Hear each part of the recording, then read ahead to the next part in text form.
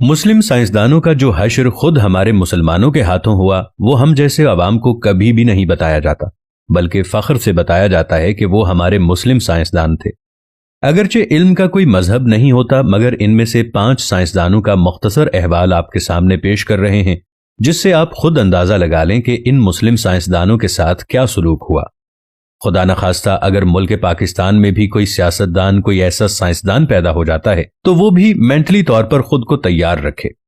पहले नंबर पर जो आता है वो है याकूब अल-कंदी। याकूब अल-कंदी फलसफे, तिब्बियात, रियाजी, तिब, मूसीकी, कीमिया और फल्कियात का माहिर था।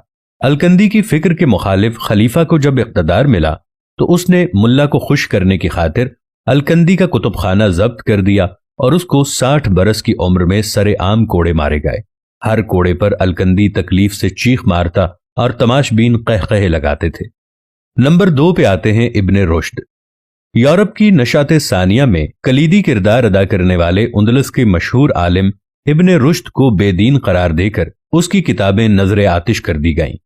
एक रिवायत के मुताबिक उसे जामे मस्जिद की सुतून से बांध दिया गया और नमाजियों ने उसके मुंह पर थूका।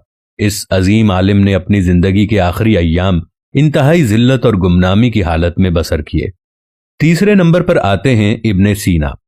जदीद तिब के बानी इब्ने सीना को भी गुमराही का मुर्तकिब और मुर्तद करार दिया गया। मुख्तलिफ मुस्लिम हुक्मरान उसके ताक़ुब में रहे और वो जान बचाकर फिरता रहा। उसने अपनी वो किताब जो 600 साल तक मशरिक और मगरिब की यूनिवर्सिटियों में पढ़ाई गई, यानी अल कानून फित तिब, उन्होंने हालत रूपोशी में लिखी थी। चौथे नंबर पर आते हैं ज़िक्रिया अर्राज़ी। अजीम फलसफी, कीमियादान, फल्कियात दान और तबीब ज़िक्रिया राज़ी को झूठा, मुलहिद और काफिर करार दिया गया। हाकिम वक्त ने ऑर्डर पास किया कि राज़ी की किताब उस वक्त तक उसके सर पर मारी जाए जब तक या तो किताब नहीं फट जाती या राज़ी का सर नहीं फट जाता।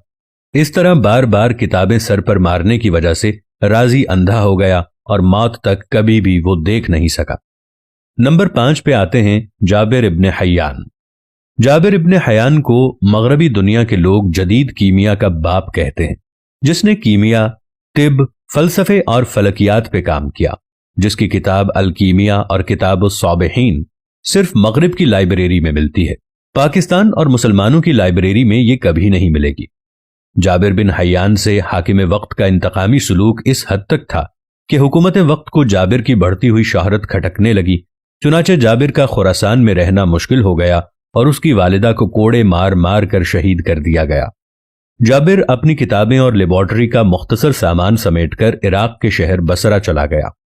हमारे मुसलमान हुक्मरानों ने इन अजीम साइंसदानों का ये हाल किया और मौजूदा दौर में इस बात पर गौर करना चाहिए कि अगर कोई काबिल इंसान हो तो मुआशरा और हुकूमत उसके साथ क्या सलूक करे। और डॉक्टर अब्दुल कदीर खान के बारे में तो आप जानते ही होंगे। उनके साथ बहसीयत कौम हमने क्या किया, कैसा सलूक किया, उन्हें क्या सिला दिया।